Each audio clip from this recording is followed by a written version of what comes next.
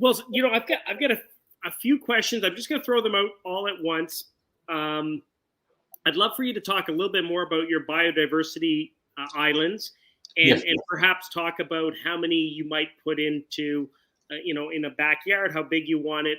If you're growing like an acre, how many of those that you need. Next, I'd love for you to talk a little bit about some foliars, whether it's insecticidal soap or bioceres or lactic acid, something, just talking about things like what you might be doing for PM. And well, I think I had a third question in there, but I'm sure I'll come up with that. Just want to throw those out there, however you want to tackle anything. Okay.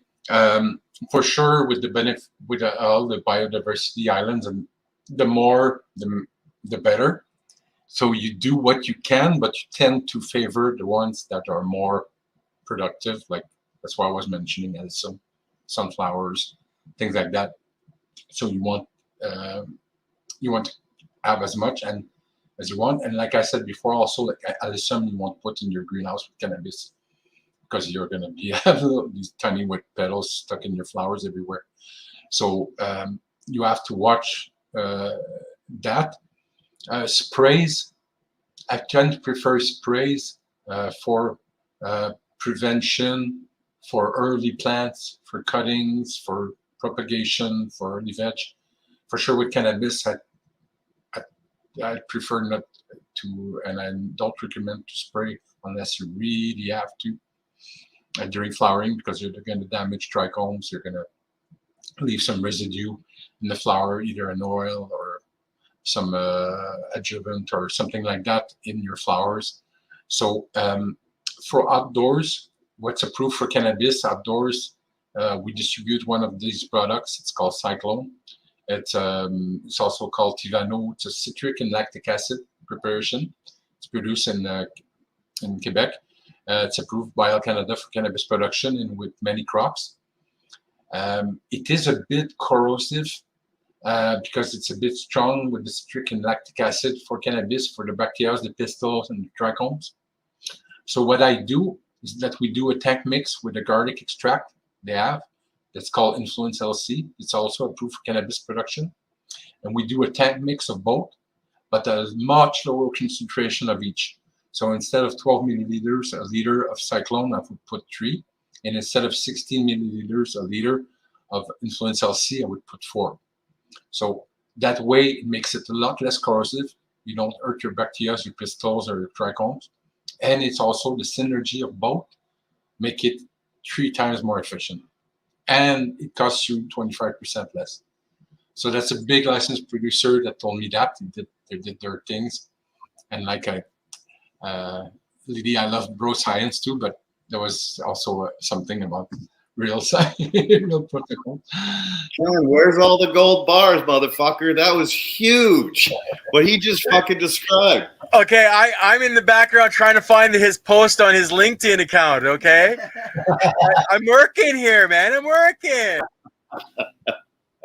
I think you need to repeat that recipe, though, or get someone to pop it up on the chat, because I think that's really, really important. You're going to find it on the label of Influence LC. Okay. It's a garlic extract, 15% garlic extract. It doesn't give a garlic taste to your plants. It's certified organic 2 product. And it's also the Cyclone 2 certified organic, Tivano, and they all are approved for cannabis production. And you can run them right into flour. If you're using less, the recipe I told you. And all the way through flour? I mean, trichomes are trichomes unless you're using cold fogger. Like a cold fogger, because any spray will damage even if it's just plain water. But it makes it less corrosive, because the Cyclone by itself was very corrosive for cannabis, meaning there was earth would have some tiny phytotoxicity and some pistil burn and some bacteria burn, and for sure would damage some trichomes because the citric and lactic acid are acidic and at the full strength. But when you do the tank mix, the synergy that happens, and it costs you less and it's more efficient, It was 3 times as more efficient for powder mildew. Because for powder mildew, you want to use something too. Sometimes because it's spreading so fast, sometimes you want to really stop it. And so you almost have no choice.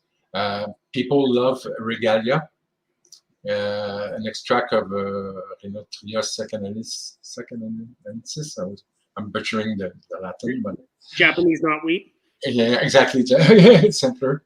So people like that. I was expecting a lot by Timurex Gold, tea tree extract, but some people have a reservation, might have metals. This needs to be investigated. I'm not too sure to the tea tree produce an aroma in the cannabis. I haven't been able to. Now I'm just talking about the approved cannabis products for in Canada.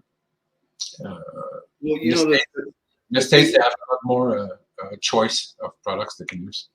The thing is that I don't know how many times I'm hit up with people in flower that have infestations or outbreaks, and it's like there's nothing you can do, especially if you're getting tested. You're screwed.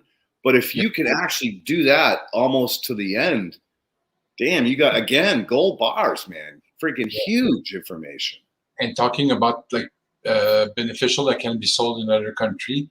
One of our competitors, they have a mite that we cannot sell in Canada, prone mite, and this mite eats russet mites and powder mildew spores.